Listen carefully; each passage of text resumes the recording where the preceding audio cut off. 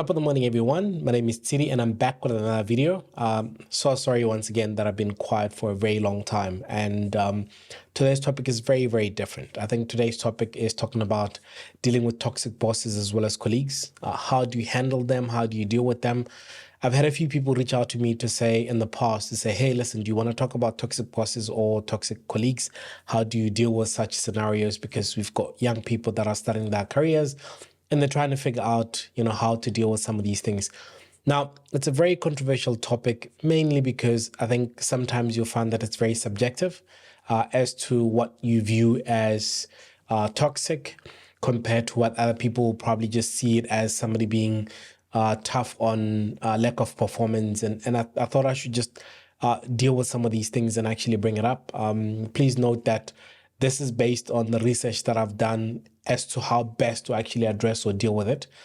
Because I think sometimes it's very important that, you bring topics that you can at least speak about when it comes to what research you've already done. So one of the first things that I think is extremely important in this particular topic is first identifying toxicity in the workplace. Identify what that means to you, identifying what that is, and there's a few behaviors that I think are easier to identify that could be considered to be toxic. Number one is constant criticism, where with everything that you do, whether it's a colleague or a manager, it's never about adding into the conversation that you're having, but everything is just about constant criticism. Oh, you're not doing this well, or you don't know how to do this, or you're always messing this up, or you're always doing this.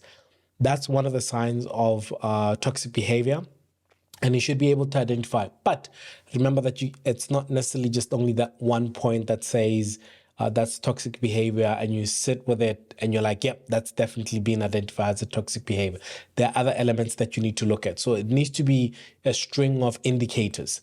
The second one that you could also get that's on top of this micromanagement, that's on top of the constant criticism, is micromanagement. Now, this one is mostly applying to your boss. The constant criticism could also come from your colleagues. It could be people that you actually work with on a daily basis that are always constantly on your case about, you don't know how to do this, you always mess this up, you always this. Now, that is where the constant criticism. And then the micromanagement, you'll find that toxic bosses excessively micromanage. They always want to see every single thing that you're doing. Now, this is always important to also identify, because if you're being micromanaged because of lack of performance, that's a different conversation. But if you're being micromanaged, but yet you still identified as a top performer, then that's one of those things where you should also pay attention to. That's why I'm saying it's important that you don't pick one element and say, I'm being micromanaged, so that means I'm in a toxic environment. That doesn't mean that. You could actually be micromanaged because sometimes the person is or not a good performer. The other thing that you need to look at is undermining or being sabotaged. The sabotage normally comes from mostly your colleagues, the individuals. They undermine your efforts. They sabotage some of the work. They submit projects that are not completed so that you could actually get into trouble. Whenever something comes out, they're always the first one to point to say you are the problem, or you are the reason why something is not working. So that's also one of those. Remember, like I said, these are some of the common behaviors that you can put together and say, okay, maybe I might be in a toxic environment. And then obviously the hostile communication is one of those where toxic behavior can come from hostile communication, including yelling, belittling, making offensive comments. Those are some of the other things. This one is one of those that's very, very important that you also take into consideration. And another one that a lot of people don't sometimes think about is actually taking credit for your work. If all the time you do the work that you've been working on and somebody keeps on taking credit and presenting it as their own, that is a very toxic environment, because they're not allowing you to shine as an individual, because they want them to always be the ones that are up in front. Boundary violations. I've been seeing that there's a gentleman I follow in one of the social media networks who always reads out messages that come from employees to their bosses, or bosses to their employees. And it's always interesting to see how some of these bosses would go as far as, going to people's houses and knocking on their doors and saying, why did you not come into the office today because I canceled your leave or something like that. So that's also very, very toxic. So the moment somebody actually does not sit within the boundaries of, what is considered to be a norm, then you actually are potentially in a very toxic environment. And then the last one I think that I think is very, very important is the lack of empathy.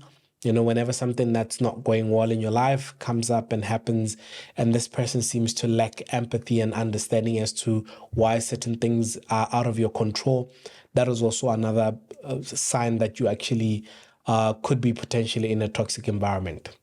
Now that we've identified things that could be potentially seen as toxic environment or toxic bosses or toxic colleagues or whatever it might be, it's about then what do you do next? I think that's one of the most important things that everybody should always look at is number one is what do you do next? The next most important thing is to seek support. If you've identified some of these things as, I think there's a toxic environment that I'm dealing with, always get support.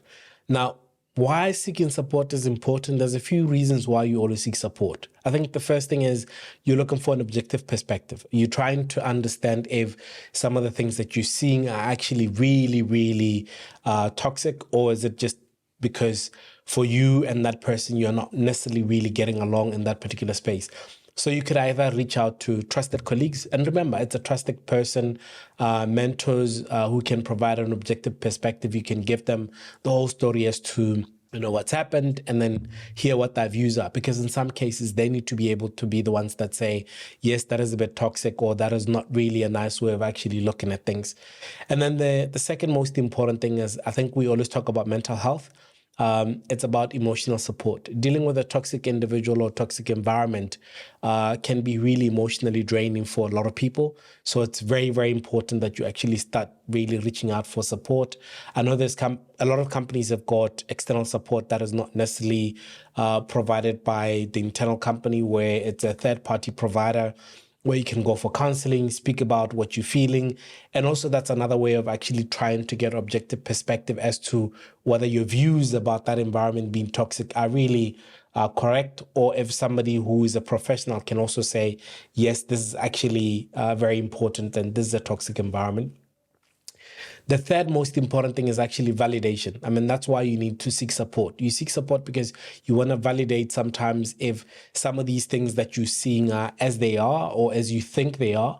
So it's about being able to say, you may share these things to check if maybe somebody's just gaslighting you. They're not necessarily being toxic, or they're just manipulating you to try and make you be out of your game. So there's so many different reasons. That's why I'm saying get validation from the emotional support, your trusted colleagues or mentors, or people that you actually respect their opinion, and not people that are going to use whatever you've shared to backstab you and shared with other people behind your back. The fourth most important one, which is also very, very important for everybody that's going through this, is problem solving. How do you deal with this, and how do you problem solve for an environment like that? A supportive individual can offer you practical advice on, what are some of the things that you actually need to do? Where do you start? Where do you go from here?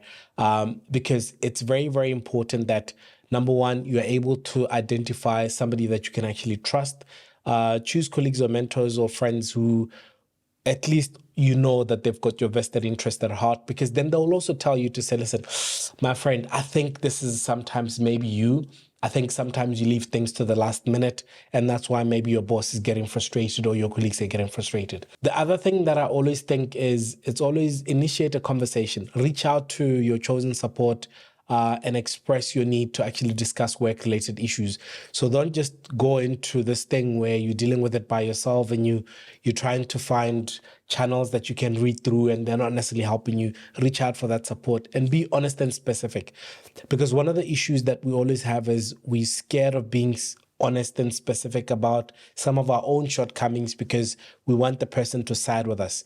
If you really want an objective feedback and an objective background and objective everything, be honest and be objective to the person that you're actually dealing with and say to them specifically, this is exactly what happened. These are the behaviors that I think are not in line with how I'd like to work with this particular individual. And then also ask for perspective, ask for feedback, and ask for request for advice, because some of the people might have dealt with that in the past. Some of the people might not necessarily have dealt with that in their lives. But if you know people that might have dealt with that, they might be able to actually assist you with some of these things. And then the other thing that we always say when it comes to seeking advice is seek advice and documentation. Now, this is where the most important part comes in. Now, if your support network recommends documenting incidents, I think it's very, very important to look at. Even if they don't recommend that you should document some of these incidents, it's very, very important that you actually have a well-maintained, organized record of everything that's happened, whether it's WhatsApp messages, whether it's emails that are coming across. You need to be able to provide that information should you need to escalate that matter to, the powers that be, especially HR, or ask for that piece of advice to say, this is what I'm currently going through. But it's always very important that you come with things that are not necessarily emotionally driven, but factual. That's why we always say document every single thing. Keep a portfolio of evidence of some of the things that they've done, because toxic people tend to, share evidence. They share things. They will type you this very rude email. They'll type you this very rude WhatsApp. They'll type you this very rude message that they send to you. And because they are untouchable, they're the most powerful individuals, and they think they can get away with it. That's why it's very important that you actually document some of these things. And then with documentation, once you go into escalating the matter, whether you take it to HR and you've actually also validated that your issues are actually real, then you actually then can discuss possible outcomes. And at the back of your mind, you also need to know from your side what you'd want to see happening and what are the possible outcomes that you're actually looking for. So discuss those possible outcomes with your HR, discuss them with your mentor, discuss them with whoever it might be, because it could be that the toxic person is a colleague. So you could also then discuss it with your manager to say, these are some of the key things that I think are toxic, or the relationship that I currently have with the person that I'm having that with. And then I think one of the other most important thing is to decide on the course of action. What do you want to see happening? Is it one of those things where you need to remove yourself from the situation, or are you going to stick it through? You're going to stay around and try and figure out how to fix that? That's up to you. But remember, your course of action is your decision as an individual. It's got nothing to do with another person. And it needs to be something that you're comfortable with when you're going forward. And also lastly, whenever you've already escalated this, then maintain regular communication with, whoever it is that you're actually speaking to, or that you've escalated the matter to. Make sure that you keep on updating HR with whatever new updates that are coming up, because then it will help you at least have a stronger case going forward. Those are, for me, some of the few things that I think are extremely important when it comes to dealing with toxic environments and toxic bosses, as well as toxic colleagues. It's very, very important that you identify and validate them, and always seek support, especially from your emotional point of view. Make sure that you seek support, you get somebody to actually help you in dealing with some of these things. Because like we said, mental health is not a joke. It's not something to actually play around with. That's why it's very important that you try and find as much support as you can, and be able to actually also come up with a course of action to say, what am I going to do next? I hope that was a helpful video. Once again, Top of the Morning with Tshidi, and see you in the next video.